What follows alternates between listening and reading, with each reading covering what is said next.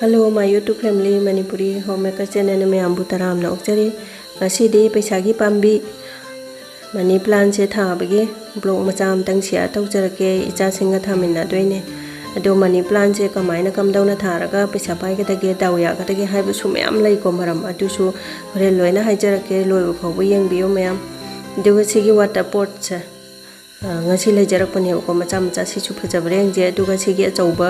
kamla achauba sina aigi chahi 6 suraba lucky plan ariba malai ko ma du kamla du supi eba adu sida sindu ken tawbane do aigi lucky plan se makhan manga truk laye aduga yamna su chumme na khalle aduna noma blog macha ma chemjarake adu sigi kamla se magi water drainage oina ba plate sichu yaujare ko phajadreng aina pamjarubai rakhang de khuba jam tawbon aduga maman ga di phajare adu jiki water pot macham cha du yeng ji ko khoi ja phu man ma je si chu yam phajai na ai lawrok pane mai ka halli jaw de gi de bu de gi head bu da makok se yam pamjai ai de de si se bu de gi makok se ani maga lawre du gi gamla macham cha kharanga khoi ge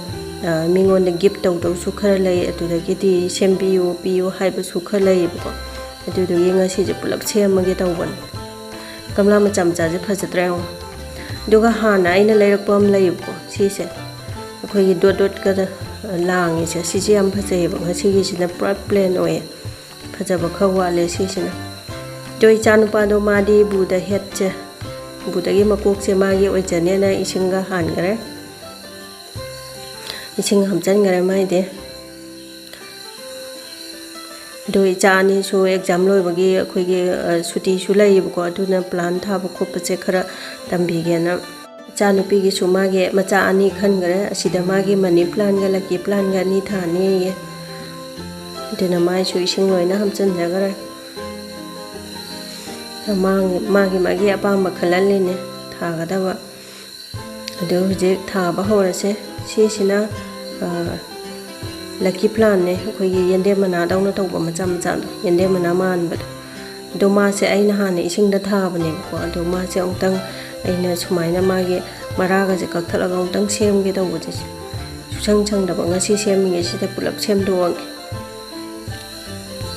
do sumaina ma ge mara asang ba je sumaina khara khara kakthal ga naw na amuk phajana ong sem bi ba ko mara do yam chang ade hapchan ba da sunu ngai te mo chu mo le ba yeng ba da do ai di sumaina gamla da ising hapa ga tha ba se khoi gi hapta mamam lai ra ke ising je sil le kaim ta hapti hapchal la kan da phajatre mo myam de gi mani plan je amuk chem ba hawra ji ko do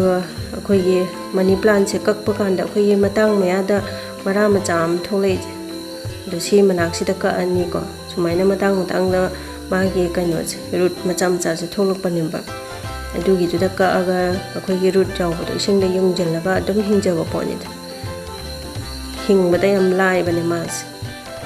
chanu pi gi hap chang gare do si gi mani plan se khoi gi diamond mani plan hai ba khoi gi arang bu dunia ba ngau ba kha ga lang is phajatrew aduga mani plan na manam plan ne ani khata ne do mani plan je makhan ni yam lai ba ma le ngon da di ani ji khata ne do je mathang chem do je ko gamla se yam ni chem do je ado akhoi gi mani plan sigi maram da khangbi ba lai ra ga di adum comment bi bi ramo do ai chu khangja hona ba aduga aina kitang khangja bada jahi manga truki mamang da aina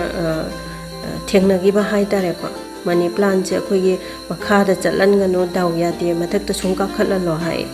du da gi di ma se akhoi gi mana ga je kangli taw ba ngang jalak ba khuijalak ba taw ra ga ti akhoi daw ya te paisa phang de kai na aduga lek law na phara ga na daw ya paisa phangi kai na adumaina hai ko aduragi yam nokning ba amana mani plan se ina khun ba imung da gi hura lo hai mapu khang da bi da duara ga di paisa pai kai na to ande bi swas bu di ande bi swas nga ta ne duita so aingon da di yam na chumme yam na chana ba hai tar project loi re koi ge gamla nipan mak se loi sem ba chanu pi ge ma gi khan gare ma ge mani plan na mane lucky plan na mane मागे study table दा मागे decorate तौनबा माया निम पुगरे Changpa gi ju jik pu da ge ngai ri ma su ado khoi gi sumaina icha sing gi table दा sumaina plant asangbaje thabiyo akhoi angang da su yamna lairi koina baruraga mind du su fresh oi adugidi mit su asangbase yengbada yam phaidana ko adugidi amaromda decoration ju oire yengbada su phajare wakhan ju nungai ko aigi chathobi ge magi mata singni